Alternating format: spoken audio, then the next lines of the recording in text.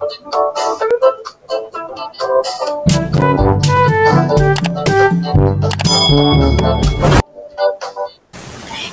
everyone, RPMS time na naman. And finally, we already have the copy of the recent DepEd Memorandum 8 Series of 2023 Multi-Year Guidelines on RPMS PPST. This is now my sample RPMS portfolio for teachers 1 to 3 na pwedeng gamitin for proficient teachers. Are you IPCRF ready? If you are a public school teacher here in the Philippines, this video is for you. As teachers, we are rated and evaluated based on the indicators stated on the RPMS PPST guidelines. Here is my ready-to-submit RPMS portfolio for this school year. I will be giving you the 8 most important MOVs or means of verifications that you will be needing to prepare and accomplish para makapagbakasyon na tayo. So, what are the needed MOVs to complete our RPMS portfolio? So, let's start with MOV number 1, the COT or Classroom Observation Tool. This will be used and cover 9 out of 15 objectives. And as a means of verification, ang COT ay maaaring gawin through on-site or face-to-face teaching session. Pwede rin namang synchronous or asynchronous teaching session o kaya naman ay through a demo teaching during your last session ng school. So basically, these documents is used by an observer, maaaring ang master teacher or school principal para mag-rate sa'yo during your demonstration teaching. Ito ang i-attach natin on CRA 1 under Content, Knowledge, and Pedagogy for Objectives 1, 2, and 3. Same with CRA 2 under Learning Environment and Diversity of Learners for Objective 4, 5, and 6. And in CRA 3 for Objective 7 and 9 under Curriculum and Planning. And in CRA 4, we have Assessment and Reporting for Objective 10. For MOV number 2, ang kailangan natin ay yung mga lack documentation na kinakailangan nating i-insert for Objective number 8 under CRA 3. This objective will be composed of your school's LAC attendance, minutes of meeting, and reflection notes. And take note, any of the following pero at least 1 per quarter. So, kailangan natin ng 4 MOVs para dito.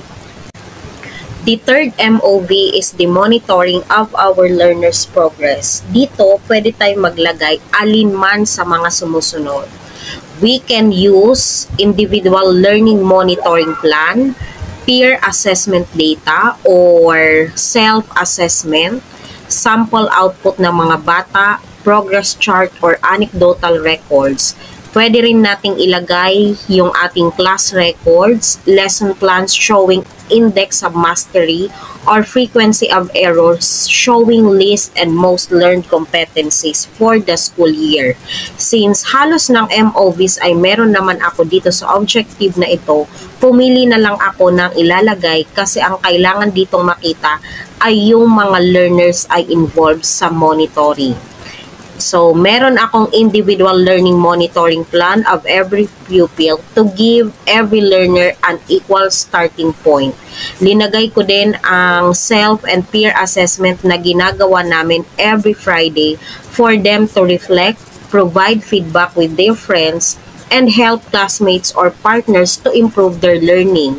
Linagay ko din dito ang aking class records and copy of list, most mastered skills, and huwag din kalimutan mga kaguro na for this type of MOVs, we need to cover the 4 quarters and provide at least 1 MOV per quarter.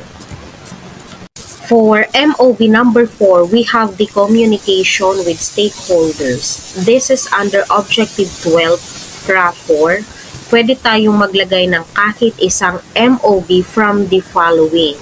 We have corrected and signed test papers, pwede ring minutes of meeting with stakeholders plus the attendance. It could also be signed report cards for all quarters.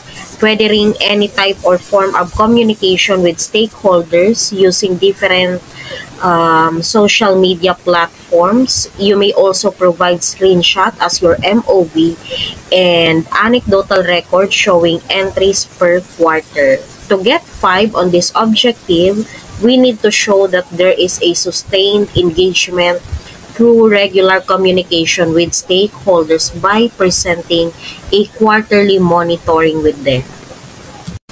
Moving for MOV number 5, which is about learner-centered teaching philosophy.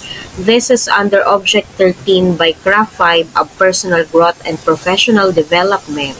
So here, you will present your reflection or journal entry which shows application of teaching learner-centered philosophy. Kailangan nating i-partner ang mga lesson plan na ginamit natin for quarter 1, 2, 3, and 4, which shows a learner-centered. So in this objective again, it requires 4 quarters and we will provide at least 1 MOV per quarter. To get 5 in this objective, you must show details on how you taught a learner-centered teaching process. The 6th MOV is the professional development under Objective 14 for Craft 5. You will be needing the following forms. We have ESAT certification. Kung nakompleto mo na ang ESAT or self-assessment tool, pwede tayong humingi ng certification from our school IT coordinator. Kailangan din nating mag-provide ng IPCRF development plan.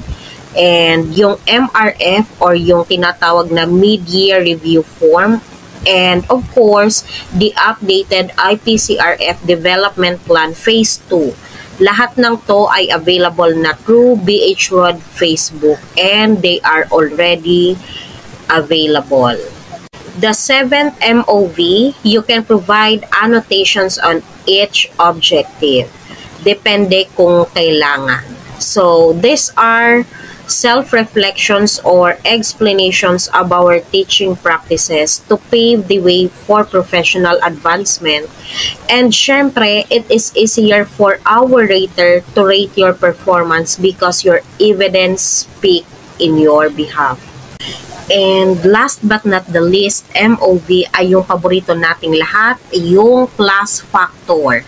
Dito, we need to provide at least 1 or certification of any of the following. It could be committee involvement.